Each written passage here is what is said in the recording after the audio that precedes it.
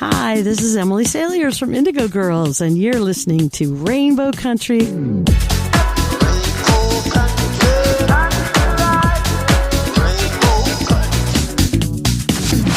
The views and opinions expressed on the following program are those of the persons appearing on the program.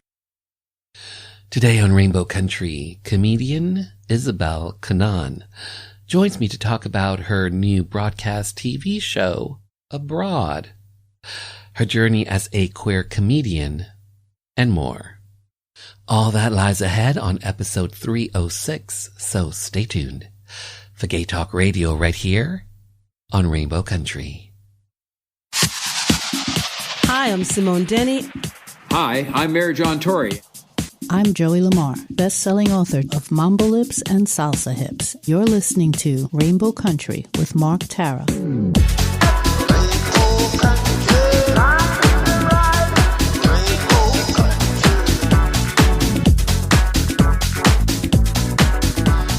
Well, hello and welcome to a brand new journey through Rainbow Country.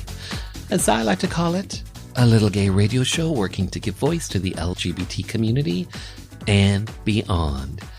And as always, I am your tour guide through Rainbow Country. I'm producer and host, Mark Tara. By the way, Rainbow Country originates from CIUT FM in Toronto, and now proudly in syndication on 12 outlets across Canada, from coast to coast to coast.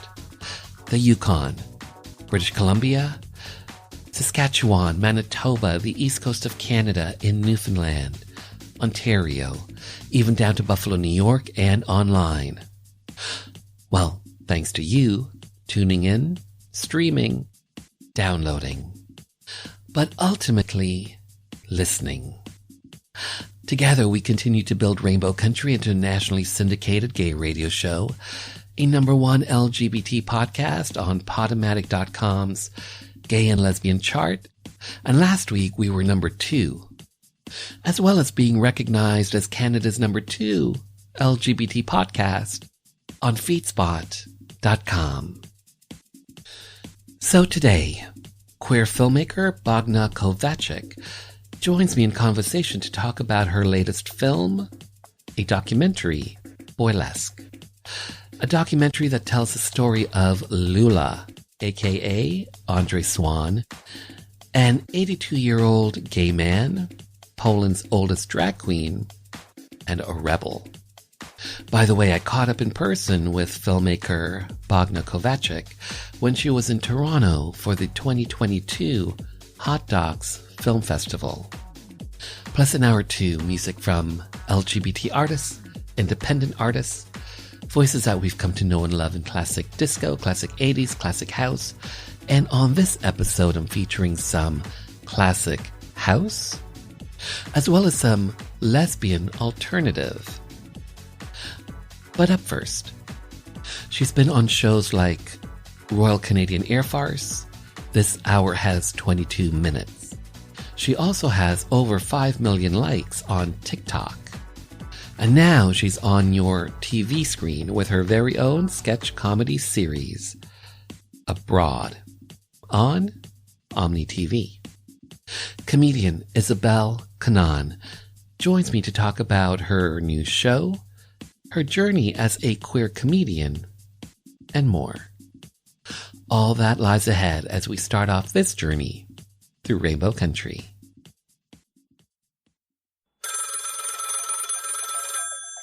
Phone rings. I got a message from the mayor. He's going to call me back the next day. I get the call, and he said, if you'd accept, we'd like to honor you with the key to the city. There was an event later that year in May. Just a key, right? Like, key to what? A decent job, a good singing career. It's really a metaphor, but it's history. So a reporter wants to talk to me and says, well, so it's a key, right? Like, what's the big deal? I said, well, not everybody gets the key.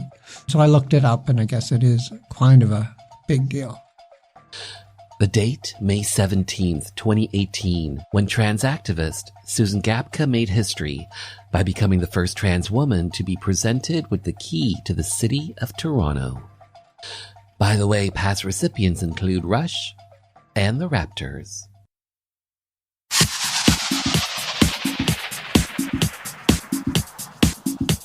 I'm Billy Newton Davis, and we're sitting here on Rainbow Country with the fabulous Mark Tara.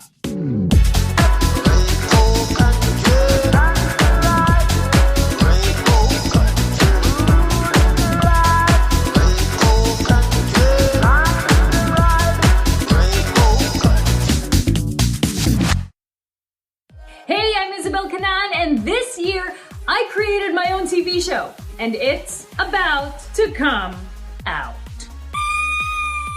I love your shirt. Is that like a traditional thing? It's flannel. Yeah, I'm gonna wear flannel for Halloween, look just like you. I'm about to get my Filipino funk on. Yeah. Sarap! Plot twist!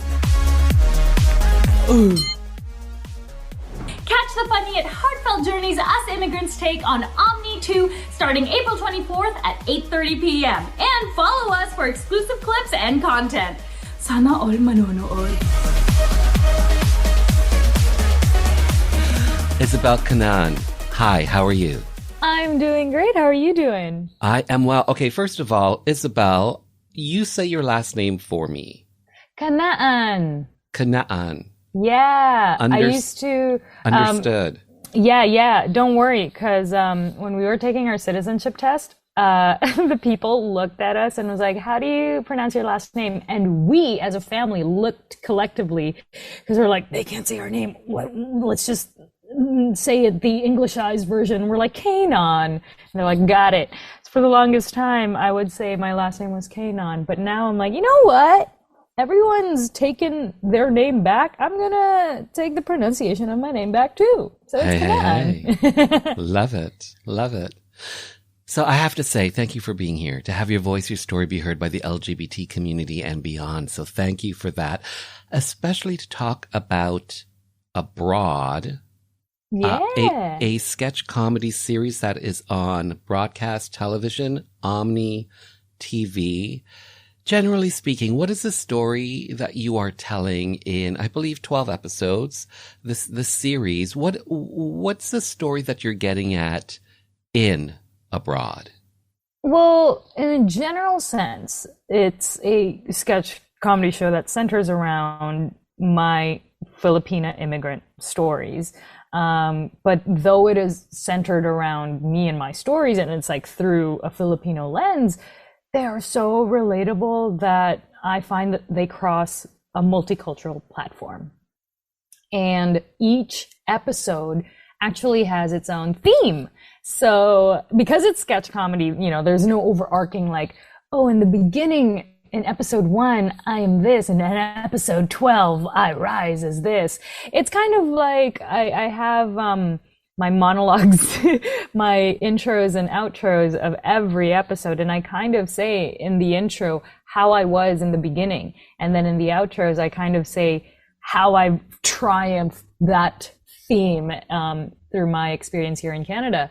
So some of the themes are like lack of representation, competition, culture clash. So there's a bunch of themes that you can see through all 12 episodes, and it's basically how I navigated through it in my immigrant journey. Mm-hmm. So you are the co-creator and star of Abroad. Episodes are in both English and Tagalog? Tagalog, yeah. And this is a Malayan language, yes? It's kind of a Creole language, actually. It's a mix of Malay and there's Spanish involved as well. And that's why it's a mix of so many languages. Understood. When it comes to Abroad, what is the genesis of the show? How did the show come about originally?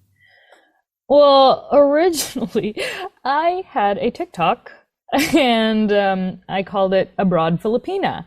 And I used it as my sketch diary, and I would put up little snippets that I find are funny. And, they centered around me. So me as a person of color here in Canada, me as an immigrant in Canada, me as a Filipina, And I wanted to really hone that comedic voice. And my co-creators, Kevin and Wayne, they saw those TikToks and approached me and said, hey, we want to do a show centering around you. And through these kinds of TikToks, and it's very sketch comedy. That's where I'm most comfortable with. And that's how it started, really. Using social media. Yeah. The power of social media. So talk to me about abroad, and you were just talking about some of the topics that the show features. You were saying culture clash, understanding oneself, representation in media. For you as a co-creator, why was it important to have not just a comedy show be a comedy show, but also have a show that has substance and meaning to it? Why was that important for you? Because then for me, what's the point? I'm sorry. Well, the point could just be to make someone laugh, and that's it. That's true. Obviously, there's more to this. I'm a very big believer in like two birds, one stone kind of deal. If it's just to make someone laugh, sure, but I prefer to add something else. If I'm going to make you laugh, I'm also going to make you think. I'm also going to make you feel. That's just my style. And that's why when they even said, we want to center a comedy show around you, at first I was like, bah, what does that even mean? And so when we started talking about it, I was very adamant of, okay, if we're going to do a show, I want it to be very, something that I haven't seen before on TV. And that was it. And that was what was missing. My stories, the point of view of being a woman of color in Canada, we haven't seen yet, as a sketch comedy, at least here in Canada. So that's that. And from beginning to end, these guys approach you because of your TikTok and having over 5 million likes on your TikTok account. And they approach you to do a show. You guys come up with a show, and then somehow it ends up on OMNI TV. So talk to me about that process, and how long did that process take from beginning to end now that it's out on TV?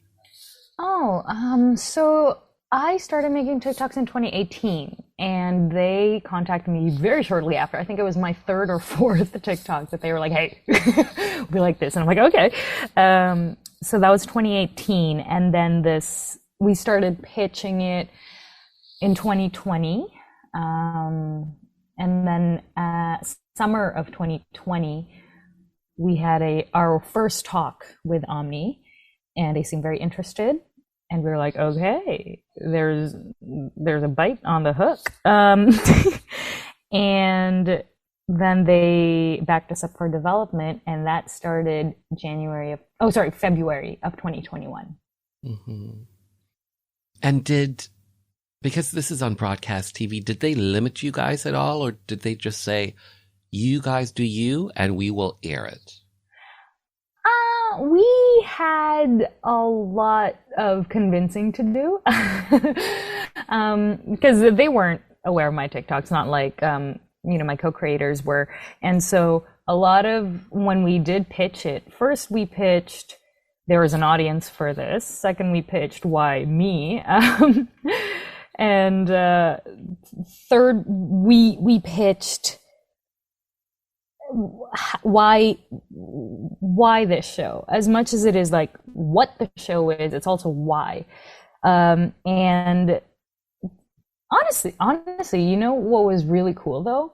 We originally didn't pitch it to be in English and Tagalog. We originally pitched it just in English because I didn't know that was even possible. And they actually suggested to us, do you want to make it Tagalog English? And we were like, yeah, let's do it. And I think it really elevated the show. That's why I love collaboration so much. It's these little ideas that I would have never thought, because being an immigrant, I just thought, okay, I guess I have to just speak English now. And so they were really, really helpful with giving suggestions of also how I could be me. But yes, there was a little hand-holding, especially in the beginning. And it's very, very fair because, you know, they don't know what the show is yet. We know in our hearts and in how we write what the show is. But we still had to hold their hand along the way of like, this is it. And they're like, how about this? And we're like, no, that's not right. And there are times also when they would suggest so many amazing things and we'd be like, yes. So it was really a collaborative experience and it was great. They were very helpful, I feel. And did you guys film during COVID? Oh yeah. So what was that like? Filmed in November 2021. Mm-hmm. We had an amazing COVID protocol person. I forget what they're called. And she was so on the ball with everybody. I just personally think she did an amazing job, and she would go around, make her rounds, make sure everyone had the mask, had the shield, and if the actors were around, like people were distancing from us. It was very strict, but it didn't feel overbearing. That's why I love her so much, because she kept us safe, mm-hmm. and she did it in a fun way, not like a nagging way, I guess. Mm-hmm. So yeah. And how long did you guys film for? So we started in November. We had a little bit of a break for the holidays, and then we came back in January, and we ended in March.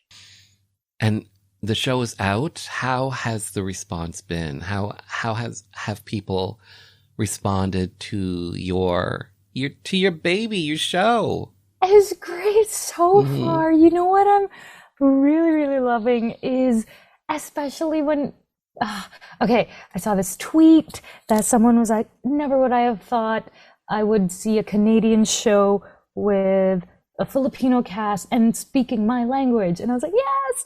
And not only that, but I would also ask my Canadian friends, how did you like it, you know? Because I wanted to know also from different cultures' point of views. And there were some that some people of color who are just like, oh yeah, no, for sure, this is my life. Like, it's not the same language, but it's there. It's exactly the same. And then even for my Caucasian friends, they were more like, yeah, it's that thing of like, it made them laugh and it made them think. And that's, the response has been amazing. And the title, Abroad. Ooh. What's the story behind the title? So that was my original TikTok, Abroad Filipina, and we just shortened it to Abroad. But I liked it because that's what abroad is. You go abroad. So I remember before I left for the Philippines, everyone's like, oh, she's going abroad. And I found it funny also of it being a wordplay on a broad set of ideas kind of thing. Okay. And a friend also pointed out to me that also you're abroad. Yeah. And I'm like, oh, yeah. So it all just kind of worked out. I love me a good wordplay pun. And on that note, we will return after this Rainbow Country update.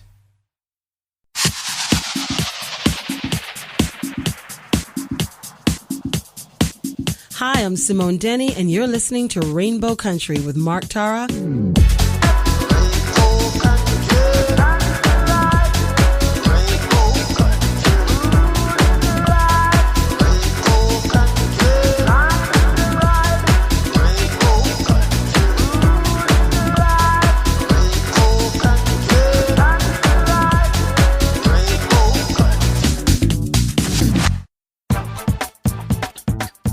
Celebrate Canada Day this year with Laughs, the A Comedy Tour. Canada's homegrown international comedy tour is going coast to coast to celebrate Canada Day long weekend. We have shows kicking off in St. John's, Newfoundland, Toronto, Ontario, Cambridge, Ontario, Loretto, Ontario, and finally Vancouver, BC. Our shows are featuring some of the best comedians in the country, including Juno Award winner for Best Comedy Album 2022, Andrea Jin, Nima Naz, known for his hilarious sketches, and Andrew Packer with over 1.3 million followers on TikTok. These shows are going to be hilarious, and all ticket info can be found on Linktree/A Comedy, that's EH Comedy, or on eventbrite.ca. Come have a laugh.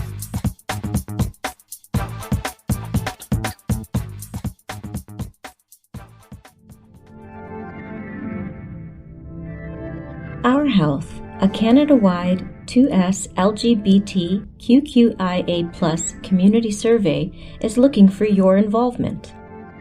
The Our Health survey aims to explore the current state of health among two-spirit, lesbian, gay, bisexual, trans, queer, questioning, intersex, asexual, and other sexually and gender diverse people in Canada. The study team especially wants to hear from community members who are living with chronic health conditions like diabetes, cancer, and fibromyalgia. This is to ensure that people living with conditions that are often underrepresented or less understood are included in this work. Participants will also have the opportunity to do a test at home to screen for COVID-19 antibodies, HIV, hepatitis C, and syphilis. All data collected will be used to advocate for programs, services, and policies that better support the health and well-being of 2S LGBT QQIA+ people across Canada. All participants will receive a small honorarium for completing the survey. For more information, visit cbrc.net/our_health. That's cbrc.net/our_HEALTH. Summer is in the air. And here's what's on tap for summer 2022. Deep Throat. The 1972 porn classic comes to Rainbow Country. The little film that helped to create the porn industry and become intimately entwined in American politics. Watergate. The film was written, edited, and directed by Gerard Damiano Sr., who passed away in 2008. I'll be joined by his adult children, Gerard Damiano Jr., Christar Damiano, and artist and business person, Robin Leonardi. All that and more coming up on Summer 2022, right here on Rainbow Country.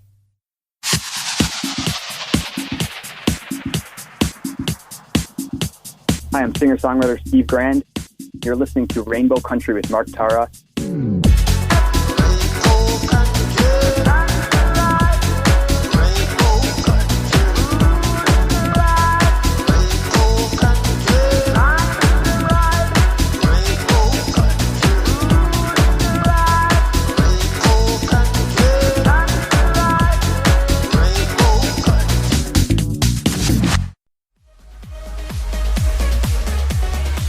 So, Isabel, you've been on shows like Royal Canadian Air Farce, This Hour Has 22 Minutes, Funny Canadian Shows. How did you originally get into comedy in the first place? How did this happen for you? Well, honestly, so I graduated from the acting program at Seneca College, and comedy wasn't in my radar, but I then started getting roles. That's what I kept auditioning for. You know, I auditioned for so many things, but my roles were sketch comedy and just comedy in general. And I'm like, there's something here. And I wasn't that happy with how many roles I was getting. So I wanted to take things into my own hands, and I wanted to create my own stuff. But I didn't know where to start with that. So I really did my research of comedy. What are great comedy schools? So I joined the Second City. I did their conservatory program. I did their writing conservatory program. I did their NBC Universal Bob Curry Fellowship. And that was a diversity program that Second City had put out and awarded 12, I think, people of color.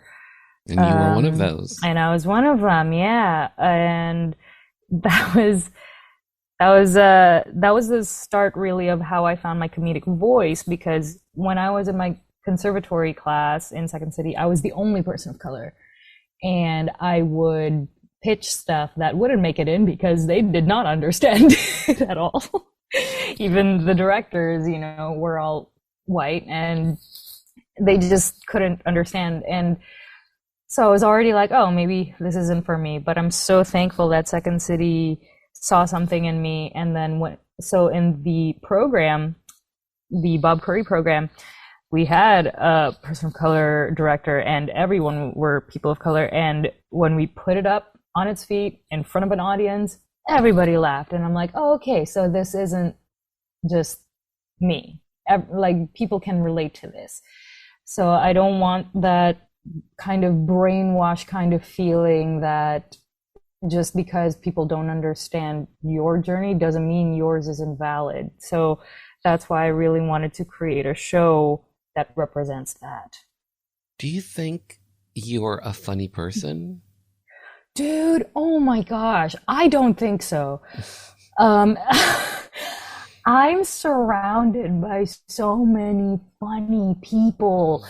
My family is so funny, and I think, honestly, I think I'm good at mimicking and characterization, and so I just do them. All my characters are mostly my family, to be honest. Okay. And I have a couple of my friends sprinkled in there, but I think my strength is emphasizing the funny. So they don't find themselves funny. I do. And so I take what that is and push it even more. And that's how my characters are made. Yeah. It's worked really well for Margaret Cho. She loves making fun of her mom. Yep. There you go. And my mom, to this day, would be like, that's not me though, right? I'm like, yeah, no, totally. So you were just mentioning the NBC Universal Bob Curry Fellowship for Achievement in Comedy. You got one of these. Also RBC's Top 25 Canadian Immigrant Awards, some awards that you've garnered over the course of your career.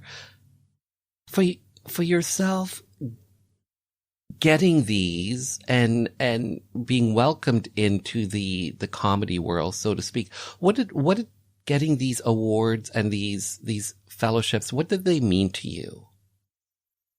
It felt like acceptance, especially coming into Canada. I already had caught the performance bug, but when I got here, I was like, oh, no, there's no way.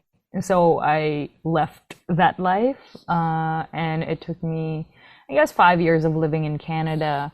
And I met someone who just graduated the same program that I graduated in.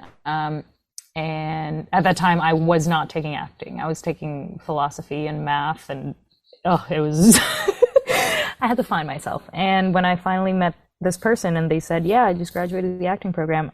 And that really got me like, that's what I always wanted to do. And maybe that's why I keep switching, because at the end of the day, I want to do something, but I'm not allowing myself to do it.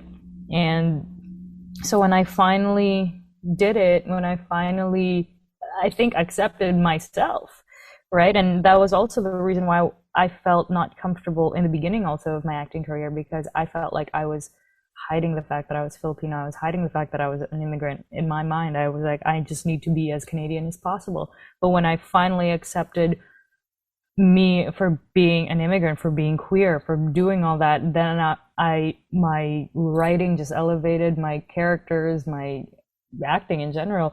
So I think once I started accepting me, Canada started accepting me. And that was really cool. That was powerful words. Oh. So we were talking about your TikTok earlier, over 5 million likes on your TikTok. A basic, simple question. What are you doing on TikTok? So we all know TikTok has sound bites. And so I would do my research at night right before I go to bed. I call it research, that I'm just on TikTok observing and seeing the popular trends. And I would say, okay, that's a trend. How do I make this my own?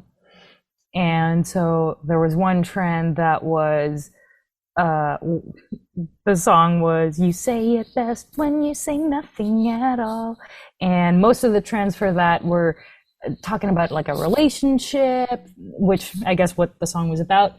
But I took it as, when my family members say something very toxic when I come into a family gathering and they haven't seen me for a while and they're like, your hair looks ugly, all this stuff. And so I'm like, that's funny. And then I say, you say it best when you say nothing at all. So I would try and find different angles to different trends.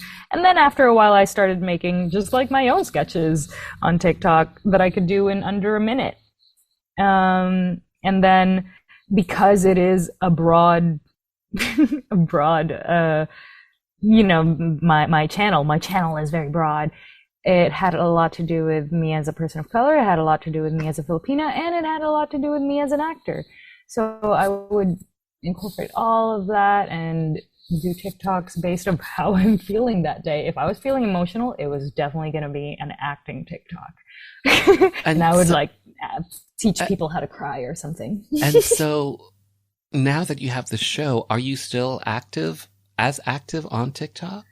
Not right now, not as active, but I plan on coming back because I've just been so busy with the show. So I haven't been, and I need to learn to accept that TikTok will always be there because there is a part of me that I miss it, but also I am juggling so many things at once right now. It is bonkers if I add TikTok into that as well.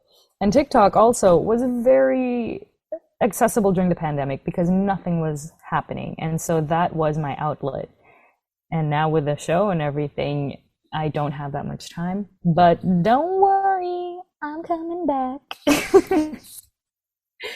So you may or may not consider yourself a funny person, but I would love to get your opinion on something that's been happening recently. The bitch slap heard around the world. Will Smith accosting Chris Rock at the Oscars. More recently, Dave Chappelle was attacked on stage by a random stranger at the Hollywood Bowl. Generally speaking, as someone in doing comedy, doing sketch comedy, generally speaking, are you concerned by what you're seeing that seems to be playing out? Do you see this as a possible trend where some audience members may not like what a comedian is saying on stage, may feel emboldened to go up there and do something because of what they are seeing now happening out there in the world? Does this concern you, especially as a person, a funny person? Yes, it really does, because and here's the thing. It's also based off others' perspective, right? And I can't tell if this is problematic for you, and it's not problematic for me, and my, from my point of view, it is very difficult. I understand if you just don't like it, there's a respectable way of going about it, and violence is never the answer. Maybe don't applaud. Yeah, exactly. Maybe don't pay and go see that comedian. I was gonna say, yeah, don't go to the show. Just stay at home. Go to other comedians that you support then. It is, I'm not gonna lie. So because Abroad started happening and I had to do a lot of interviews like this one, there is a part of me that is always afraid of it. And to this day, after an interview, I'm like, oh, that was a lot. Even though it wasn't really a lot, but for me it was a lot because I am always so afraid that someone will take what I say the wrong way. And this is something that I just want to put this out there as an immigrant. So, for example, like this, when I first got to Canada, I wanted, to assimilate and things like that because I did want to feel accepted. And so I would copy the way people were saying certain things, certain words. And, I would say 1,000 instead of 1,000, which I say now. But one of that was, okay, let's gather around and let's powwow. And I was like, oh, what does that mean? And then they explained to me and I'm like, okay. So then I started saying that. And only afterwards, it's someone come up to me later and tell me where that word originated from and how I can't use it. And I'm like, oh yeah, no, of course not. But it's that thing of like, yeah, thank you for telling me. And so as an immigrant, like I wouldn't even use that word if you didn't teach me in the first place. And so in my mind, I'm like, oh my gosh, how many more toxic traits have I been learning subconsciously or even consciously that I didn't know were bad? And so this elevates my my awareness even more of like, okay, I need to be very, very conscious of what I say. And I really, really hope if people do take it the wrong way, they either let me know, and then I would rather they actually let me know, because then I wouldn't know otherwise. But I hope they don't slap me. You know what I mean? That's a completely different situation. Yeah. So, yeah.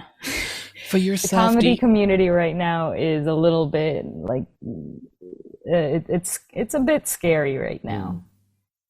For yourself, do you think that there are topics, that there are issues that comedians maybe should stay clear of?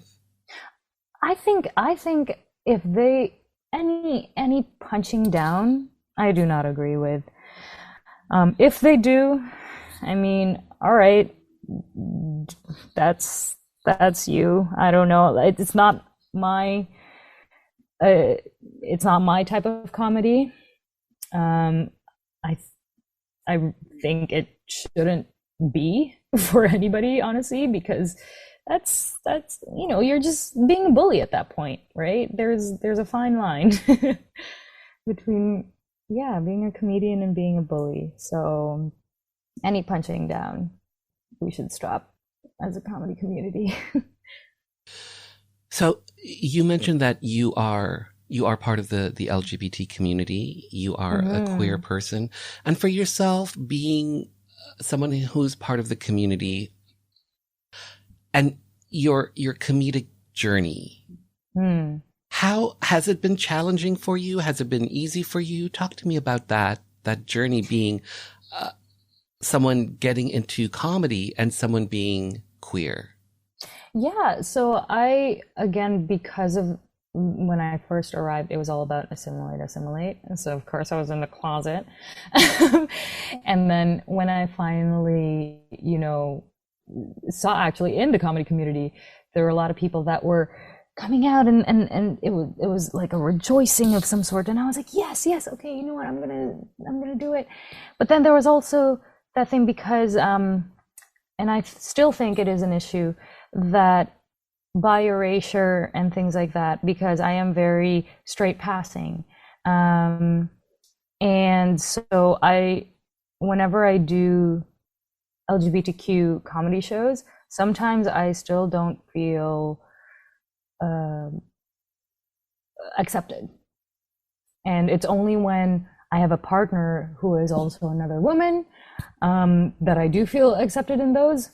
But then once I have a partner who's a male again, I'm immediately like not looked at the same way. And that's still a problem that is ongoing. I totally understand the privilege that I have as being straight passing. And I totally, that's why right now when I do have a partner that is a man, I don't go to those shows because those are for people in my mind who don't have a voice otherwise. And so right now my relationship, if I'm with a man, I can talk to like any audience out there. But if they're with, their queer relationship, they go in a those just a regular audience, sometimes they won't be accepted. So yes, for sure. I'm 100% like, I don't want to take up space in that, but I do want to still say, don't erase my sexuality just based off who I'm dating, right? Yeah. Well said. So Abroad, now airing until July 10th on OMNI TV. What can people expect when they tune in to broadcast television to see Abroad on OMNI TV? What can they expect? Okay, they can expect so many characters from all walks of life, the different generations of immigrants, as a first gen, as a second gen, even as a third gen, how immigrants interact within the Canadian culture when they first come, or even to this day if they've been here for years. And it's a lot of laughs, and you know me, it's gonna be a lot of heart as well. So expect that. Because I don't like the punching down, I've made it a point that, if there is more of a character that is maybe a little bit overbearing, I want to make sure that we're seeing their point of view as well. So there are moments when in the older generation, I'm playing someone from the older generation who doesn't understand certain trending things, like, for example, being vegan. I also explain why that is the case and where I come from and why it's hard for me to accept that kind of thing. So it really comes from a lot of different points of view, and I'm so excited for people to watch it. Yeah, and so you should be. Well done, well done. I have to say, well done, well said, well made. Thank you. Isabelle Kanan. I hope I said your last name right. Yeah, you got it. Thank you so much for your time. Thanks for being on the show. Thank you. Hey, I'm Isabelle Kanan, and this year I created my own TV show, and it's about to come out. I love your shirt. Is that like a traditional thing? It's flannel. Yeah, I'm gonna wear flannel for Halloween, look just like you. I'm about to get my Filipino funk on. Yeah. Sarap! Plot twist! Catch the funny and heartfelt journeys us immigrants take on OMNI 2 starting April 24th at 8:30 p.m. And follow us for exclusive clips and content.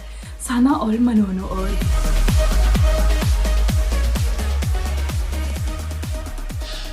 Abroad airs Sundays on OMNI 2. And for more on this artist, IsabelleKanaan.com.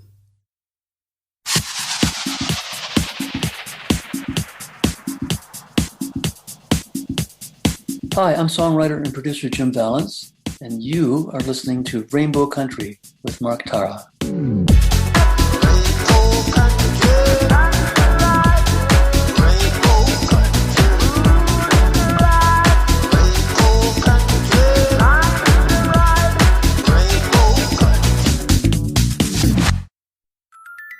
Up next, Boylesque.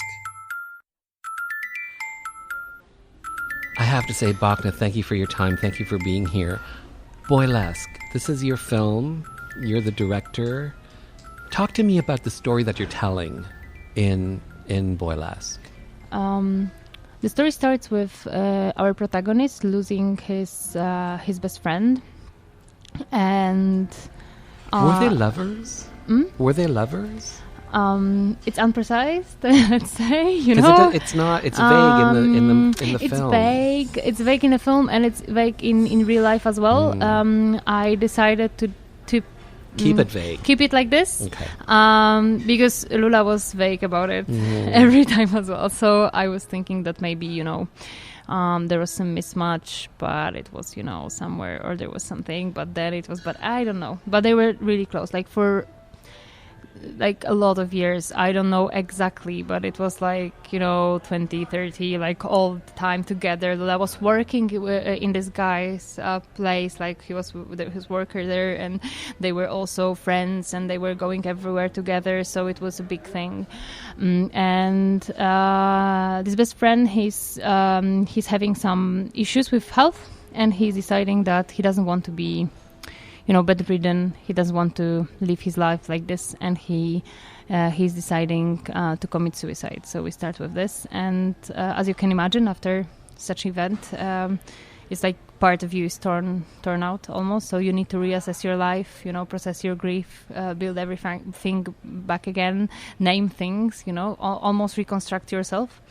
So during the film, we witness this process slowly until it comes to the moment when Lula is deciding to start again and to set up the profile on the dating website. Mm-hmm. So we have this from, I think... I wanted more of that. It's good. It's good. I like that the movie, leave us with some hunger. So I'm happy. I'm happy to hear that. But I think that this is a movie about grief, but this is about grief through lens of life and of hope. So I think I hope it sums it up. Yeah. So Lula, Andrzej Swan is his name? Andrzej Swan, yeah. Poland's oldest drag queen, an 82-year-old gay man, a drag queen, a rebel. How did you find out about Lula? Well, it starts with me being queer myself and being in the underground, society. So it's kind of like drag queens, underground performance. You kind of know these things, although a lot of people in Warsaw and in Poland don't even know it exists, but it does. So it starts with this. And then there was Kim Lee, very the most famous drag queen in Poland. He unfortunately passed away with COVID, which is horrible. But I was pretty close to him, and he told me that you need to meet someone. I heard, because at the beginning I was trying to make a movie about male performers who are trying to make some kind of conversation with this patriarchal view of men and women and, gender and all of that. It kind of fascinates me. But I was, of course, looking for human story. So when I was seeking, this Kim Lee told me, you need to meet someone. There's Lula. He's the oldest drag queen in Poland, but no one knows about him. He's he was only performing in flats, in only house parties, not that much of the performance, maybe in some clubs, but it was just for friends. So no one knew him. Now he becomes famous, but so I was witnessing that, and it's in the movie as well. It's magical that it happened. I'm so happy for him. I'm actually excited for him. And I went to meet Lula. I scheduled a meeting, and it was the most beautiful thing ever, because I was going to this block of flats, post-Soviet block of flats, gray stone, very sad, concrete kind of place. And you go with this lift on the, 11th floor, I think, very high. And then, there is this corridor, it's shiny because so many people were stepping on it. You can see this very post-Soviet kind of look. And then in this place, there's tea lights put so they guide me to his to his flat, and it was so charming. This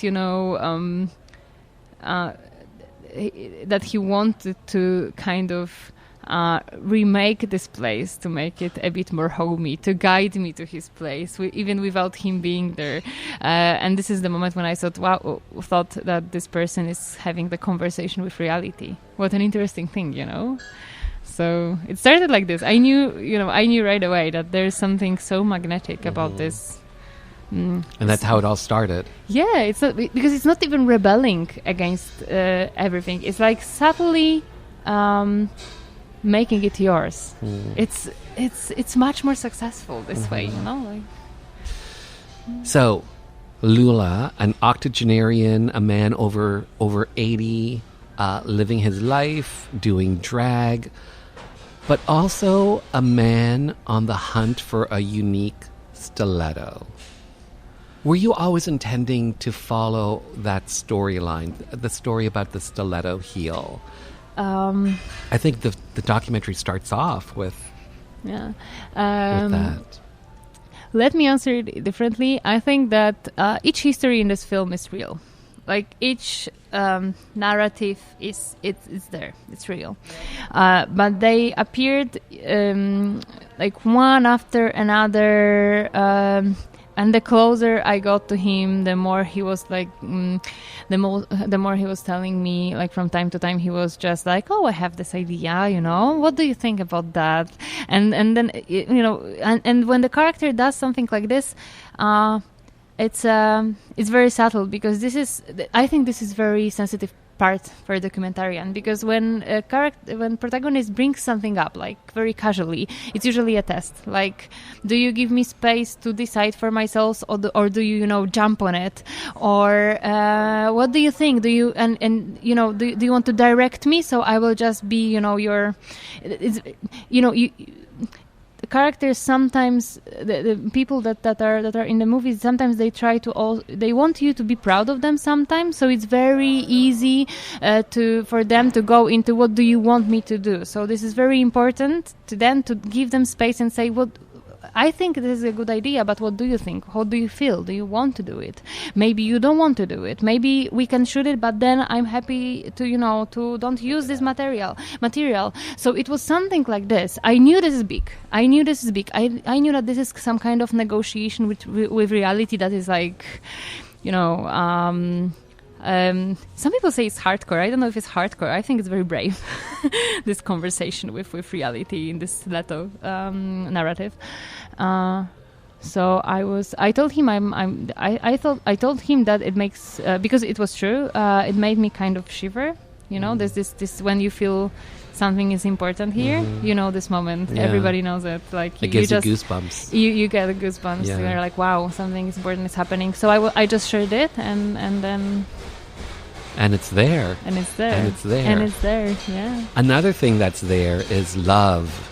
Yeah. And the search for love at the age of 82. It's something that's part of the film, but it's not explicit. It's not...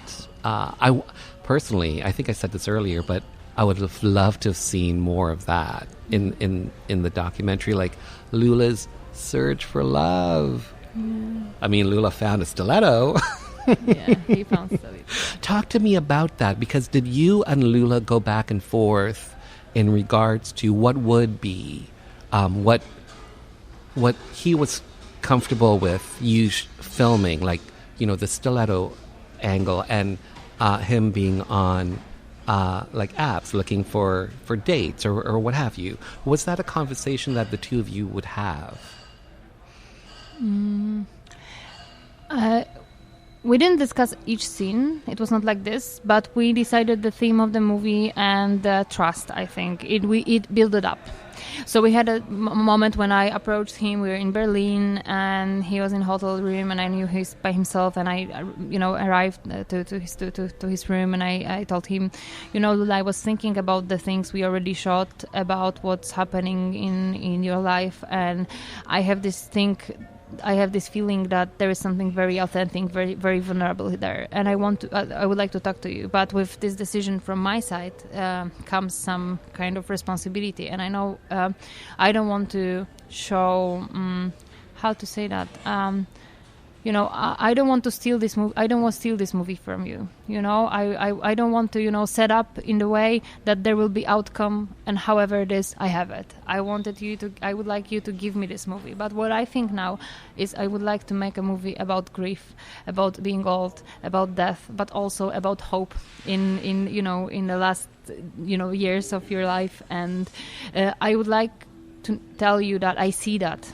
And it's tough for me to see that, but I see that, and I'm not very comfortable with that. But I would like to learn, and maybe you are happy. Maybe you are, able to join me. And if you are, I will be happy to. And then something happened. He told me, "Okay, let's do that." And it was just, And since then, whatever I told him, asked him, he was always very open to work on. There was some moments when he told me, "I don't want you to film." But it was usually, sometimes I was asking him, why do you want, and sometimes, he changed his mind. But I was very respectful of boundaries. And with the dating, I didn't want to make more of it in the film, because I think that, this saying, you cannot love someone if you don't love yourself. And so I think as much as it's seeking date, it's also being able to accept yourself, and not bad stuff, not good stuff, just all this mess we are usually. So I wanted to make this dating part of his life, not goal, because if you make seeking someone your goal, you lose yourself. You think that someone else will fix your problem. They won't. So that's why I wanted to have it as a part of his life, just like I wanted drag, just like I wanted Poland, because I wanted to tell about it through him, not use him to tell about this stuff. It's subtle, but it's huge difference. And it was the same with dating. This is going to be on HBO Max. Powerful. Well done. Thank you. So my last question for you is, this is going to be on HBO Max, and when audiences see this film, for yourself, is there a bigger message that's part of this movie that you hope the audience comes away with after they've seen Boylesque on HBO Max? I think this movie is woven from a lot of reflection, and I like it this way. And I like to think about the things I make as things that sensitize people. I don't know if I use the right word, but this is about make them a bit more sensitive for just a few seconds. So if I can do some magic, I hope it works. But if I manage to do some magic and people will just watch it and, go out from the cinema, take one breath and look on themselves, on other people in some way that is a bit more open, I think it's so powerful. Wow. Well said. Well said. Well said. Well done. Well made. Bogna, thank you so much for your time. Thank you so much. It was a beautiful conversation. Thank you. For more on this documentary, you can find Boylesque on Facebook.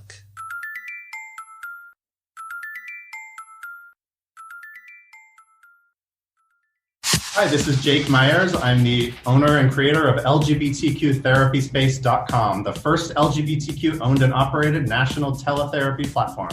You're listening to Rainbow Country with Mark Tara.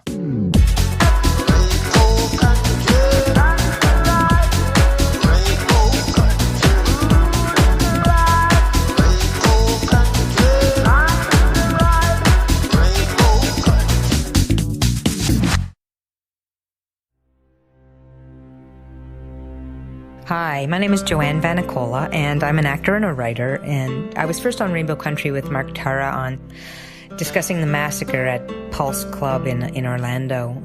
I realized how important it was for our community to have a radio station, specifically for our issues, to talk about people in the LGBTQ community and to provide an outlet for our stories, to discuss our politics, culture, and give voice to the issues that matter to us. And of course our artists and the things that we do globally and talk about culture. And without people like Mark Tara providing a space for this with a radio show like this, then we wouldn't have that voice. So support, tune in. Thank you. And just like that, this little gay journey through Rainbow Country has come to an end. For the full 2-hour episode, head over to marktara.com where everything is connected and hit the archives banner. Don't forget, for all things Rainbow Country, follow me on socials at Mark Tara. The podcast is available on all major platforms, including audible.com and iHeartRadio. And finally, I want to take this time to thank you for taking your time to be with me. Remember, despite all the craziness that's happening in the world, we are living in days of making dreams come true, so believe in yourself. And the world will believe in you.